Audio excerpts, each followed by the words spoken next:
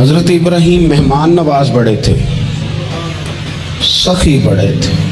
حضرت ابراہیم علیہ السلام کے بارے میں نبی پاک صلی اللہ تعالیٰ علیہ وسلم نے فرمایا، سب سے پہلے جس بندے نے کسی کی مہمان نوازی کی تھی نا، وہ حضرت ابراہیم علیہ السلام ہے۔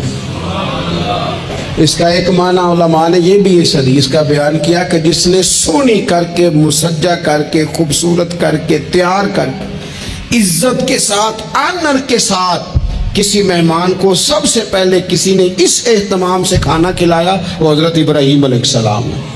زبردست مہمان نواز تھے، زبردست۔ اپنے گھر کے 4 دروازے بنائے ہوئے تھے، 4، اور فرماتے تھے میری خواہش ہے کہ چاروں طرف سے مہمان آئیں، روٹیاں پکتی رہیں، دنیا کھاتی رہے، دنیا آوے کھا کھا جاوے، راضی ہوئے بلا، آئیں لوگ کھائیں، یہ میری خواہش ہے۔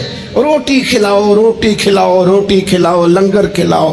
حضور صلی اللہ علیہ وسلم سے پوچھا گیا، یا رسول اللہ بہترین مسلمان کون ہے؟ تو حضور نے فرمایا جو سلام لینے میں پہل کرے اور کھانا زیادہ کھلائے، کھانا کھلائے، جو جس کا مزاج ہو کھانا کھلانے کا، طبیعت ہو کھانا کھلانے۔ حضرت ابراہیم علیہ السلام اتنی مہمان نوازی کرتے کہ نبی پاک صلی اللہ علیہ وسلم نے فرمایا یہ ترغیب و ترہیب میں موجود ہے۔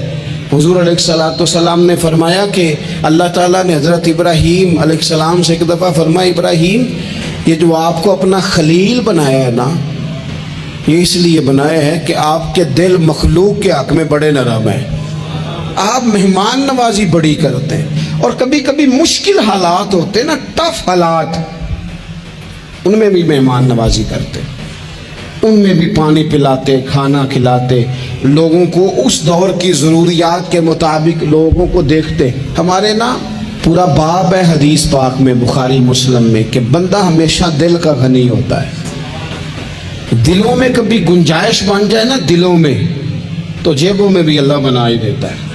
اپنے دلوں میں گنجائش بنائیں لوگوں کے لیے، اپنی طبیعتوں میں گنجائش، ہماری طبیعتوں میں گنجائش نہیں ہوتی۔ اللہ تعالیٰ بعض بندوں کو نواز دیتا ہے، انہیں چاہیے کہ وہ گنجائش رکھے، کشادہ کریں اپنے دل کو، سینے کو۔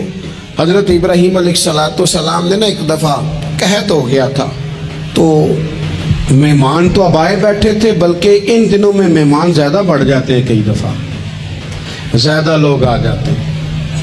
اب وہ قحط کا زمانہ تھا، بہت ساری جگہوں پہ فصل ہی نہیں تھی، اناج ہی نہیں تھا، تو مہمان زیادہ ہو گئے۔ اب حضرت سارہ جناب ہاجرہ گھر میں موجود ہیں اور لوگوں کی لائنیں لگی ہوئی ہیں۔ حضرت ابراہیم علیہ السلام کا مصر میں ایک دوست تھا، حضرت حکیم الامت نے اس کو لکھا ہے، آپ نے نا اس کو کچھ سامان بھیجا، بوریاں بھیجی، فرمایا یار تیرے پاس گندم ہے تو ذرا گندم کی بھر دے بوریاں، مہمان بڑے آ گئے ہیں، روٹی کھلانی ہے لوگوں کو۔ حضرت ابراہیم نے وہ چند بوریاں اپنے اس مصری دوست کی طرف بھیجی کہ گندم کی بھر دو، مہمان زیادہ آ گئے ہیں تو یہاں تو قحط ہے۔ اب وہاں جب گئے لینے کے لیے خدام اونٹ لے کے، بوریاں لے کے، تو اس نے کہا جی غلہ تو یہاں بھی ختم ہو گیا، اب یہ خالی بوریاں لے کے واپس آ رہے ہیں۔ اب ان جانے والے خدام کو بھی پتہ تھا، جو قریب رہنے والے ہوتے ہیں وہ خانقاہوں کے، آستانوں کے، مدارس کے، مراکز کے مزاج سے بھی آگاہ ہو جاتے ہیں۔ ان کو پتہ تھا کہ اب مہمان تو بیٹھے ہیں بیسیوں، درجنوں، سینکڑوں، تو سب کو پتہ ہے کہ بھئی گندم آ رہی ہے، مصر سے آنا ہے تو کھانا ملنا ہے۔ اب بوریاں جب خالی آئیں گی تو بڑا مسئلہ بن جائے گا، ان کے تو دل کمزور پڑ جائیں گے۔ انہوں نے کہا کہ تسلی دیتے ہیں، ان کو تسلی دیتے ہیں۔ رستے میں نا کچھ ریت بوریوں میں بھر لی تاکہ فوری طور پہ دیکھنے والے پریشان نہ ہوں، ریت بھر کے لے جاتے ہیں اور پھر جا کے آرام سے رکھ دیں گے۔ پھر حضرت ابراہیم سے گزارش کریں گے، غلہ نہیں ملا، وہ ایک خوبصورت سا آواز کریں گے، لوگوں کو دلوں کو تسلی ہو جائے گی، اور پھر اگلا بندوبست کر لیں۔ اب وہ بوریاں ساری کی ساری ریت سے بھری رکھی۔ حضرت مفتی احمد یار خان صاحب رحمۃ اللہ علیہ نے لکھا ہے کہ وہ بوریاں لا کے جب لوگوں نے آتے دیکھی بوریاں، تو طبیعت لوگوں کی کئی دنوں کا کھانا نہیں کھایا تھا، حشاش بشاش ہو گئی، بچے، بوڑھے، بیمار، سبھی کے دل تسلی میں آ گئے کہ آج کھانا ملے گا۔ बोरियां कोने में रख दी।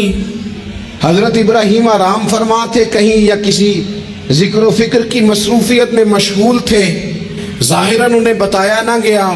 अब वो जहाँ गंदम रखी जाती थी वहाँ जाके वो रेत की बोरियां रख दी। वो खुदाम वहाँ से हट गए चूँकि वो घर का हिस्सा था। अब जनाब हाजरा हजरत सारा उठी, रेत वाली बोरियां जब खोली तो बेहतरीन गंदम निकली अंदर से। अल्लाह ताला जब रिस्क देता है तो फिर बगैर, और वल्लाहु खैरुर राज़िकीन, बेहतरीन रिस्क देने वाला अल्लाह है, सबसे बेहतर रिस्क देने वाला। वो खोला, उनको बेहतरीन गंदम निकली। उन्होंने फौरन कनीज़ें जो थे उनको बुलाया, गंदम पीस ली गई। उसी वक़्त खाना पकने लगा। हज़रत इब्राहीम तशरीफ़ लाए, खाना चल रहा है, लोग लंगर खा रहे हैं। अब वो खुदाम भी परेशान थे कि भाई हम तो लाए थे रेत, ये गंदम कैसे आ गई। हज़रत सारा और जनाब हाजरा करीब आई तो ख़वातीन बाज़ों का घर वालों को गाइड करती हैं कि ये वाली सब्ज़ी बड़ी अच्छी थी, ये वाले चावल बड़े अच्छे हैं, ये जो गंदम आप लाए ये बड़ी अच्छी है। तो वो थोड़ी सी गंदम हाथ में पकड़ी जनाब हाजरा ने, जनाब सारा ने, हज़रत इब्राहीम के सामने करके कहा, ये जो आपका मिस्री यार है ना, ये जो मिस्री यार ने गंदम भेजी है ना, मिस्री यार ने, क्या बात है, खुशबू भी आला है, पकाने में भी अच्छी है, 2 लुक़मे रोटी के चके हैं, जायका भी कमाल है, ये जो आपका मिस्री यार है। हजरत इब्राहीम कहने लगे, चुप कर जा, ये मिस्री यार ने नहीं भेजी, ये मेरे अर्शी यार ने भेजी है। वत्तखज़ल्लाहु इब्राहीम खलीला, वो जिसने कहा ना हमने इब्राहीम को गहरा दोस्त बना लिया है, ये उसने भेजी है। उसको पता था कि जनाब खलील ने कुछ ज़ात के लिए नहीं मंगाई, उसी की मखलूक के लिए मंगाई है। तो ये अर्शी यार ने भेजी है, अर्शी यार ने। और फरमाया जब अर्शी यार भेजे तो फिर किसी किस्म की कोई कमज़ोरी बाकी रहती नहीं है।